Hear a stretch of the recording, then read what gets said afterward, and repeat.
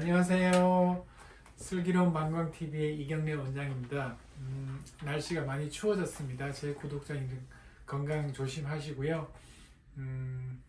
오늘은 방광 통증에 대한 주제로 얘기를 한번 해보도록 하겠습니다. 방광 통증, 배뇨 통증이라고 생각할 수도 있을 거고, 좀 더 장기와 관련된 얘기를 하게 되면 방광 통증이라고 이제 얘기를 할 텐데, 사실 방광 통증 때문에 고민하시는 분들이 굉장히 많음에도 불구하고 사실 방광 통증에 대해서 알려진 게 많지가 않습니다. 여러분들이 이제 네이버나 또는 구글에서 방광 통증을 검색하게 되면은 물론 그에 대한 여러 얘기들이 많이 나오겠지만 다른 것들에 비해서 내용이 많지가 않아요. 그만큼 방광 통증에 대해서 많이 안 알려져 있는데 왜 그런가 생각을 해보면은 사실 여자분들의 방광 통증이 있어서 당연히 이제 비뇨의학과에서 연구를 많이 해야 되겠지만 사실 비뇨의학과는 이렇게 전립선 남성 쪽의 어떤 연구들이 훨씬 더 많습니다. 그래서 실제로 전공을 하고 있는 의사들도 방광 통증을 보는 의사들은 거의 없고 훨씬 더 많은 수가 전립선의 연구를 많이 하고 계십니다. 그리고 또 산부인과는 사실은 또 방광 쪽의 전문이 아니다 보니까 산부인과 선생님도 방광 통증에 대해서는 깊이 있는 연구를 하지 않는 경우들이 많습니다. 그러다 보니까 여성분들의 방광 통증이 많음에도 불구하고 사실은 알려진 내용도 별로 없고 또 이게 검색하면은 이게 마땅히 갈 병원을 이렇게 쉽게 찾지 못하는 경우도 많이 있거든요. 그래서 아무튼 오늘은 이 방광 통증에 대한 얘기를 한번 해보고 이 방광 통증으로 힘들어하시는 분들이 좀 도움이 됐으면 좋겠습니다. 방광 통증의 제일 흔한 원인은 뭘까요? 쉽죠. 방광염입니다. 방광염. 방광염은 워낙 흔하니까 소변에 염증이 생기고 균이 들어오면은 당연히 방광 통증, 배뇨 통증이 생길 수가 있습니다. 하지만 방광염으로 인한 방광 통증은 너무 쉽죠. 그냥 당연히 방광염에 준해서 치료하면 되는 거고. 그 다음에 이제 방광결석이 있습니다. 우리가 요로결석은 신장, 요관, 방광, 요도 어느 부에도 이제 결석이 생길 수 있는데 방광 부에 생기는 방광결석도 당연히 방광 안에 돌이 있으면은 그걸로 인한 통증이 생길 수 있겠죠. 이러한 방광염이라든가 방광결석으로 인한 통증은 치료가 아주 명확합니다. 원인도 명확하고 치료도 명확하고 그래서 당연히 결석을 제거를 하면은 통증이 없어지는 거고 방광염은 염증을 치료하면 좋아지게 됩니다. 사실 근데 문제는 이제 이런 통증이 아닌 거죠. 특별한 원인이 없는 통증들이 훨씬 더 많이 있습니다. 사실 방광 통증뿐만 아니라 우리 몸 전체에는 타 부위별로 통증이 있는데 원인을 명확하게 알 수 없는 통증도 굉장히 많이 있거든요. 근데 원인을 알 수 없다라고 하기는 그렇지만은 간질성 방광과 방광 통증 증후로 인한 방광 통증도 굉장히 흔한 원인이 됩니다.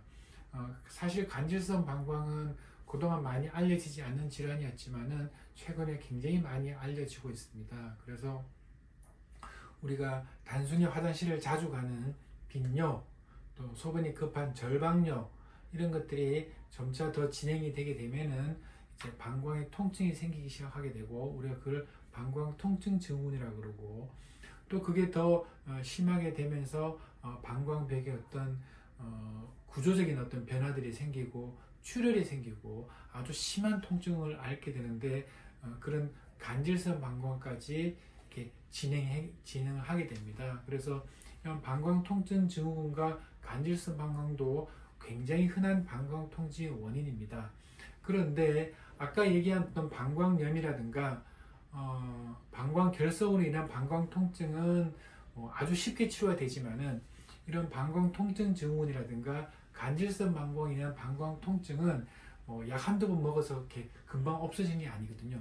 수술하는 것도 아니고 그러다 보니까 방광 통증 증후군이라든가 간질성 방광에 인한 통증은 사실은 의사에 따라서 치료 방법이 많이 달라지게 됩니다. 의사들이 강조하는 부분도 달라지게 되고 의사가 이 통증을 어떻게 바라보느냐에 따라서 심지어는 굉장히 이렇게 깊이 있게 상담을 하거나 치료하는 스님도 있겠지만은 어떤 선생님들은 뭐 소변 검사 이상이 없기 때문에 별거 아니다, 뭐 치료 안 하는 경우도 있을 정도로 굉장히 다양한 스펙트럼을 가지고 있고 그만큼 많이 알려지지 않는 질환이 되는 거죠. 하지만 실제로 이런 질환으로 인해서 방광 통증이 생기는 분들은 너무너무 힘들고 삶의 질이 떨어지게 되는 거거든요. 일례로 제가 방광 통증 증후군이 아주 심한 분들이 저한테 왔었을 때 소변 볼 때마다 너무 아프니까 의사 선생님이 물을 먹지 마라 라고 이제 얘기를 들었다고 이제 저한테 얘기를 하는데, 사실 이런 것들이 이제 전혀 다른 입장에서 이제 바라보게 되는 거죠. 당연히 물을 안 먹어서 화장실을 자주 안 가게끔 하는 게 통증을 줄이는 거라고 생각하고 있지만은 사실은 그게 아니거든요. 물을 안 먹게 되면 비록 화장실은 적게 갈지언정 그 물을 안 먹는 걸 인해 가지고 소변은 훨씬 더 많이 농축되고 탁한 그 소변이 손상된 방광벽을 더욱더 많이 자극을 해가지고 오히려 통증이 더 심해지게 되는 그런 결과를 낳게 되고, 또 환자분들은 내가 물을 더 줄여서 먹는 수밖에 없게 되고 방광 자극은 더 심해지고 통증은 더 심해지고 이런 악순환을 겪게 되는 겁니다. 그래서 이런 경우에는 사실은 충분한 물을 먹으면서 통증을 완화시켜주는 그런 방법들을 찾아야 되는데 그게 막 교과서에서처럼 그렇게 쉽게 이렇게 되는 게 아니라 가지고 의사들마다 그에 대한 접근성들이 굉장히 다양하게 나타날 수가 있습니다. 그럼에도 불구하고 요즘은 방광 통증 증후군이라든가 간질성 방광에 대한 전문적인 약들도 나오고 있고 새로운 어떤 수술법들도 조금씩 이제 발표가 되고 있습니다. 그래서 옛날에는 수술 같은 경우에도 단순히 그냥 방광벽을 전기 소독하는 방법밖에 없었지만은 요즘은 주사 치료라든가 또는 다른 이제 약물학적 접근을 방광벽에 적용하면서 하는 치료법들도 많이 개발이 되고 있기 때문에 사실은 옛날처럼 그렇게 그냥 진통제만 먹고 통증을 참고 이러는 것보다는 조금 더 근본적인 치료가 가능해지게 되고 있습니다. 그래서 이 방광 통증 증후군이 난 너무나 아픈데 병원 갔더니 소변 검사 이상이 없어요, 뭐 괜찮다고 얘기를 듣거나 또는 방광염이로 생활하고 계속 항생제를 먹어도 별로 변화가 없고 이런 분들 같은 경우에는 조금 더 진지하게 내가 방광 통증이 있고 이 방광 통증을 일으키는 원인이 뭐고 나의 생활 습관은 뭘 고쳐야 되고 내가 물은 어떻게 먹어야 되고 소변은 어떻게 봐야 되고 이런 전체적인 어떤 나의 삶의 패턴이라든가 습관을 바꾸고 또 고민을 해서 잘못된 부분이 있다라면은 교정을 하는 게 사실은 통증의 치료에 있어서 병원에서 약을 먹거나 또는 수술하는 것보다 훨씬 더 중요할 수가 있습니다.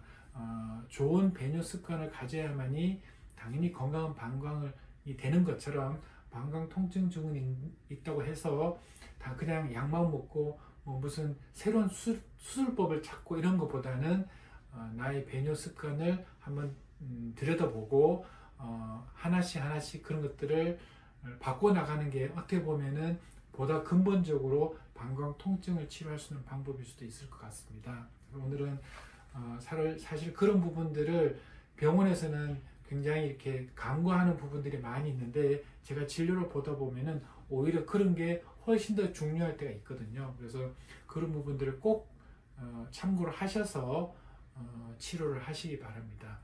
오늘은 방광 통증에 대한 얘기를 나눠봤고요. 참, 우리 실장님 아까 무슨 질문이 있다 그러지 않았어요?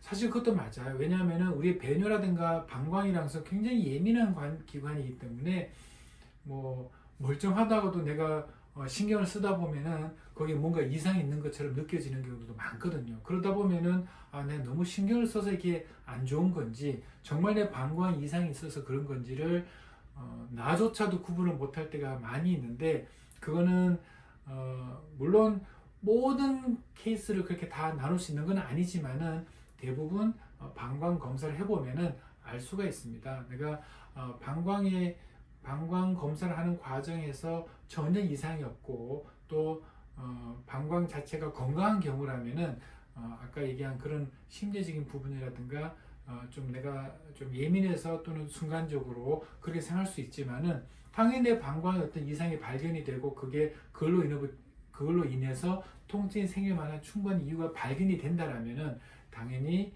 그거는 단순히 내가 심리적 원인 때문에 그런 게 아니라 방광 자체에 질환이 있기 때문에 그렇게 힘들다라고 이제 나눠서 생각을 하실 수 있을 것 같습니다. 자, 오늘은 방광 통증에 대해서 알아봤고요. 다음에는 더 좋은 내용으로 찾아뵙도록 하겠습니다. 여러분 안녕.